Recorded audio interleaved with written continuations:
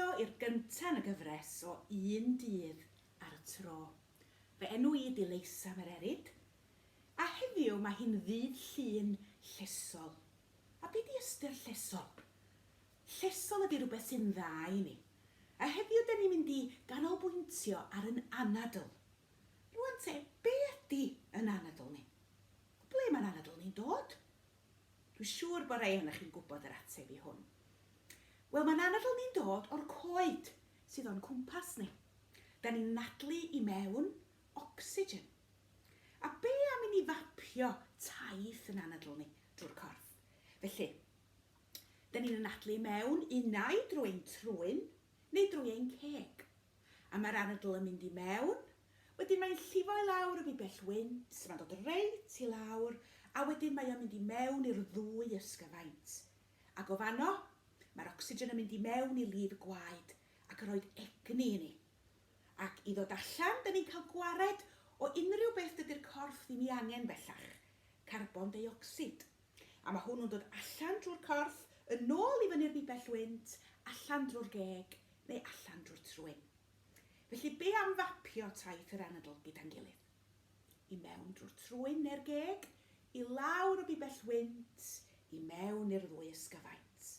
Wedyn yn ôl allan, wedi cael ei wthio allan gan y diaphragm, I fyny'r bibell wynt, ac allan drwy'r geg neu'r trwyn. Rwan te, fedrwch chi weld eich anadl? Mae'n anodd iawn gweld yr anadl yn dydi? Ac os da ni ddim yn gallu gweld yr anadl, sut ydyn ni'n gwybod I fod o yna? Wel, un ffordd o wybod fod yr anadl yna ydi I deimlo fo. Felly, be am I chi roed eich bys reit o dan eich trwyn yn fan hyn? Ac yn nadlu mewn ag allan drwy'ch trwyn.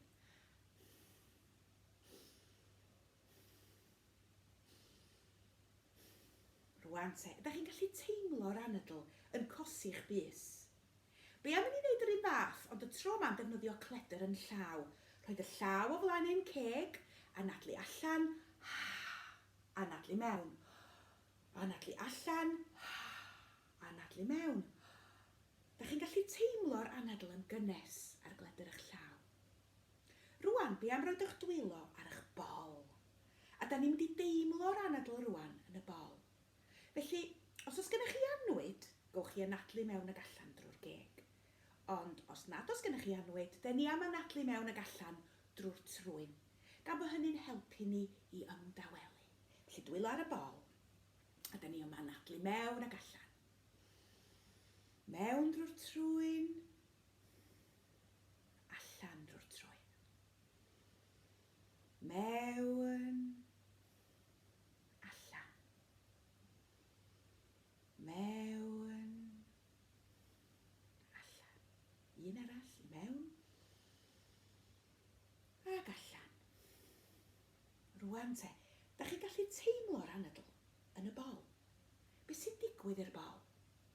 Ydy'r bol yn symud, yn chwyddo, yn symud I fyny, ag I lawr. Be am I ni drio unwaith eto? Os da chi eisiau gowch chi gau'r llygydd y tro yma, a canolbwyntio ar y bol yn symud. Ydych chi barod? Anadlu mewn. Anadlu allan. Anadlu mewn. Anadlu allan. Anadlu mewn. Anadlu allan.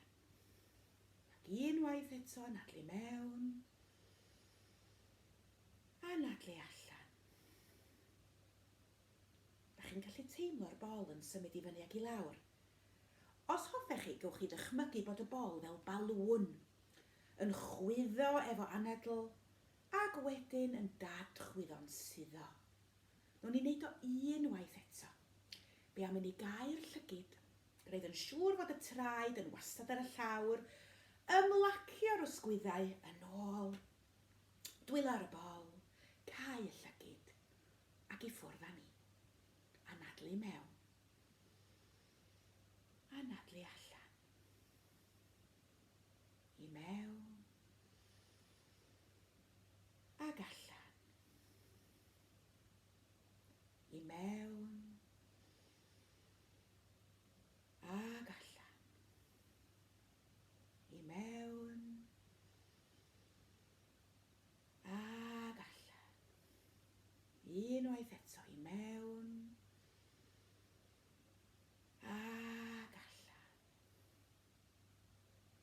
sut ydych chi'n teimlo? Ydych chi'n teimlo'n wahanol? Ydych chi'n teimlo wedi ymdawelu? Mae anadl y bol neu anadl y balŵn yn gallu'n helpu ni i dawelu. Pan da ni'n poeni am rhywbeth, neu da ni'n teimlo'n flin, os rwch chi roed eich dwylo ar eich bol, a canolbwyntio ar yr anadl i mewn, gynadlu allan, mae'r anadl yn helpu ni i ymdawelu.